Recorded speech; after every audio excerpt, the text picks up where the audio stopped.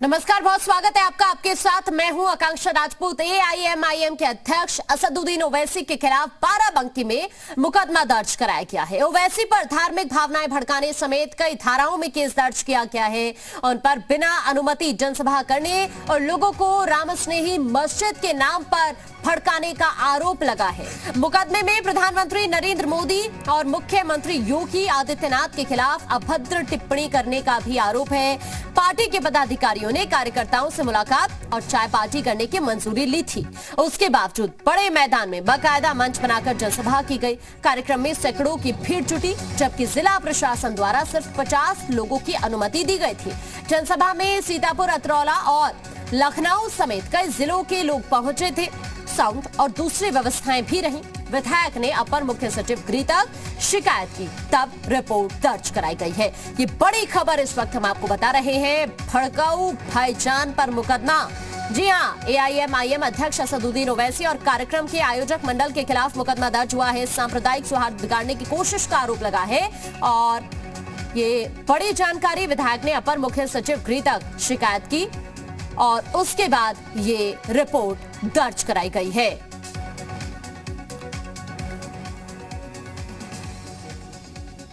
दिनांक 9/9/21 को थाना कोतवाली क्षेत्र अंतर्गत मोहल्ला कटरा चांदना में एआईएमआईएम के राष्ट्रीय अध्यक्ष असदुद्दीन ओवैसी का कार्यक्रम चल रहा था, जिसमें कोविड-19 और जो परमिशन दी गई थी उसके शर्तों का खुला उल्लंघन किया गया। इसी क्रम में सांप्रदायिक सौहार्द बिगाड़ने हेतु भड़काऊ भाषण भी दिए गए, जिसमें कहा गया कि रामस्नेही घाट में 100 साल पुरानी मस्जिद को प्रशासन द्वारा तोड़वा दिया गया तथा उसका मलबा भी वहां से पूर्ण रूप से हटा दिया गया।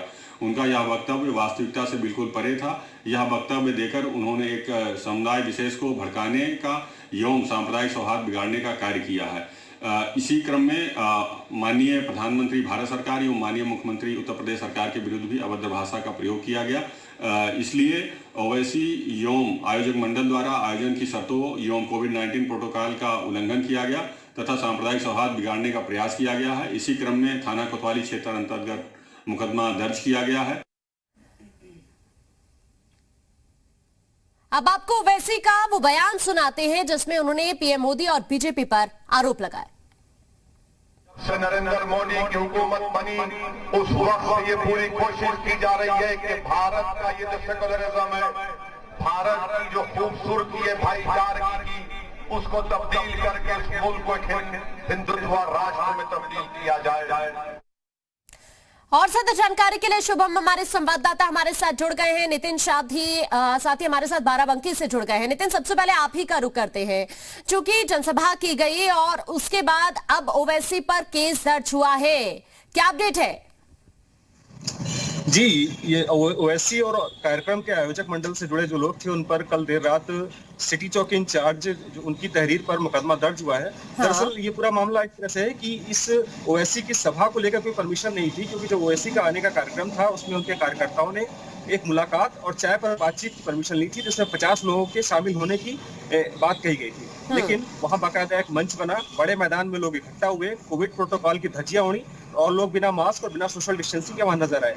इसके अलावा ओवैसी ने मंच से कई विवादित बयान भी दिए, जिसमें यहाँ रामस्नेही घाट तहसील में जो परिसर में मस्जिद थी उसको गिराने की बात कही। और जबकि यहाँ के विधायक ने दरियाबाद विधानसभा सीट से जो विधायक है सतीश शर्मा, उनका कहना था कि वो जो ढांचा गिराया गया वो कानून के तहत संवैधानिक प्रक्रिया के तहत गिराया गया। जबकि ओवैसी ने मंच से कहा कि योगी ने अपने अफसर को फोन किया और एसडीएम ने बिना किसी नोटिस के वो मस्जिद गिरा दी। तो इन तमाम बयानों को लेकर एक सांप्रदायिक सौहार्द बिगाड़ने का आरोप उन पर लगा है। कोरोना की जो गाइडलाइंस उसके धज्जियां उड़ाने का आरोप लगा है, जिसके तहत यहाँ नगर कोतवाली में उनके खिलाफ मुकदमा दर्ज हो चुका है। ठीक है शुभम, प्रधानमंत्री नरेंद्र मोदी और सीएम योगी के खिलाफ अभद्र टिप्पणी का आरोप है और धार्मिक भावनाएं भड़काने समेत कई ऐसी धाराएं हैं जिनमें केस दर्ज हुआ है। और जिस तरह के विवादित बोल ओवैसी की तरफ से बोले गए, उसके बाद क्या वो यहां से मैसेज देना चाह रहे थे, वो तो साफ है। जी बिल्कुल, जो भी लोग एआईएमआईएम के चीफ को असदुद्दीन ओवैसी को जो लोग भी जानते हैं, उनके इस रवैये से भी पूरी तरह वाकिफ हैं। चाहे वो हैदराबाद रहें, चाहे दिल्ली रहें, और अब चाहे राजधानी लखनऊ या उत्तर प्रदेश में अयोध्या में रहें। उनके ये बयान हमेशा ही चर्चा में रहते हैं, वो चाहे कहीं भी रहें। लेकिन अब जैसे पीएम मोदी और योगी को लेकर के जो निशाना साधा उन्होंने, साफ तौर पर उत्तर प्रदेश में किस तरह से राजनीति करनी है, कैसे क्या चीज़ों को अपनी सियासी रणनीति को पूरी तरह से सजाने में लगे हुए हैं। अयोध्या में जा करके 100 साल पुरानी मस्जिद का जिक्र करना, प्रधानमंत्री नरेंद्र मोदी योगी आदित्यनाथ के ऊपर हमला बोलना, ये साफ तौर पर दर्शाता है कि असदुद्दीन ओवैसी 2022 विधानसभा चुनाव की तैयारी में पूरी तरह से जुटे हुए हैं और साफ तौर पर जिसके लिए सांप्रदायिक माहौल बना रहे हैं और उसको पूरी तरह से माहौल बिगाड़ने का भी प्रयास करें, जिससे कि एक पक्ष पूरी तरह से उनके साथ जुड़ जाए और पूरी तरह से जिसका लाभ वो 2022 विधानसभा चुनाव में ले पाए। ठीक है शुभम, आप हमारे साथ बने रहिए। इसी बीच आलोक अवस्थी बीजेपी प्रवक्ता हमारे साथ जुड़ गए हैं। बहुत स्वागत है आलोक अवस्थी जी आपका जी मीडिया पर। असदुद्दीन ओवैसी के खिलाफ मुकदमा दर्ज हुआ है। पीएम और सीएम के खिलाफ अभद्र टिप्पणी का आरोप है, धार्मिक भावनाएं भड़काने समेत कई धाराओं में केस दर्ज हुआ है। आपका रिएक्शन? देखिए, उत्तर प्रदेश में बाबा साहब अम्बेडकर जी का बनाया हुआ संविधान लागू है। जो भी व्यक्ति संविधान के विरुद्ध जाएगा तो उसमें खिलाफ कार्रवाई होना सुनिश्चित है। जहाँ पे लोगों की भावनाएं को ठेस पहुंची है, उनको अभद्र टिप्पणी करने से बचना चाहिए था। उनको जो है दो समुदायों को बीच में घृणा करने वाली बातों से बचना चाहिए था। मुझे लगता है कि शायद ओवैसी जी को उत्तर प्रदेश में समझ में आएगा कि उन्हें किस तरीके से आचरण करना चाहिए। संविधान सम्मत जो भी कार्य हो उन्हें करने चाहिए, मेरा यही कहना है। बिल्कुल। और जिस तरह की बयानबाजी आलोक जी असदुद्दीन ओवैसी की तरफ से हुई है, कई विवादित बोल उन्होंने बोले और जो बयानबाजी वो देश को लेकर कर रहे थे, वो क्या मैसेज देना चाहते थे, ये तो यहाँ से साफ हो गया। हाँ, निश्चित बात है। ओवैसी जी के बयान कोई आज के बयान नहीं है। कार्रवाई जो है उत्तर प्रदेश में जो की इन्होंने अगर किया है तो यहाँ पे कार्रवाई होती है। यहाँ पर हम किसी से भेदभाव नहीं करते हैं। अगर कोई भी व्यक्ति जो है समाज विरोधी कार्य करेगा और संविधान के विरुद्ध कार्य करेगा तो योगी आदित्यनाथ जी की सरकार सख्त निर्णय लेने में के मामले में प्रसिद्ध है और हम इस मामले में हिचकते नहीं है। तो मेरा यही निवेदन है कि आप आइए, उत्तर प्रदेश में जरूर आइए, आप सारी सभाएं करिए, चुनाव लड़िए, सारे काम करिए, लेकिन वैमनस्यता मत फैलाइए। प्रदेश का जो है जो माहौल है उसको मत खराब करिए। हिंदू मुस्लिम की यहाँ पे एकता जो है बहुत मुश्किल से बन पाई है। आप जैसे लोग आकर के अगर यहाँ पर ठीक है आलोक जी। इसी बीच वारिश पठान जी हमारे साथ जुड़ गए हैं, AIM-IM से नेता हैं। बहुत स्वागत है वारिश पठान जी आपका जी मीडिया पर। ये ओवैसी के खिलाफ मुकदमा दर्ज हुआ है और कई आरोप भी लगे हैं, प्रधानमंत्री मोदी के खिलाफ, सीएम योगी के खिलाफ अभद्र टिप्पणी का आरोप है, धार्मिक भावनाएं भड़काने का आरोप है। आपका रिएक्शन? ये हमारे पार्टी के प्रेसिडेंट ओवैसी साहब गए थे 3 दिन की सोचित बहुजन समाज कल्याण यात्रा पे।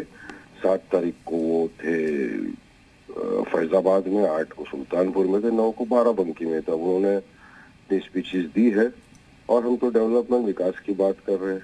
हम गए वहाँ पे चुनाव लड़ने के लिए। संविधान ने सबको अधिकार दिया है, डेमोक्रेसी में रहते हैं, हमको भी अधिकार है चुनाव लड़ने का। हमने भी कहा लोगों की मसले मसाइल सबके सामने रखे। हमने बीजेपी को भी आड़े हाथ दिया, हमने कांग्रेस, समाजवादी, बीएसपी की भी बात की और लोगों को जागरूक करने पहुंचे, वहाँ पे स्पीच दी। अब जो केस है क्या है वो तो सब देखेंगे, बात की बात है क्या होता है उसमें। लेकिन आलोक अवस्थी जी कह रहे हैं वारिस पठान जी कि आप आइए यूपी, लेकिन माहौल मत बिगाड़िए।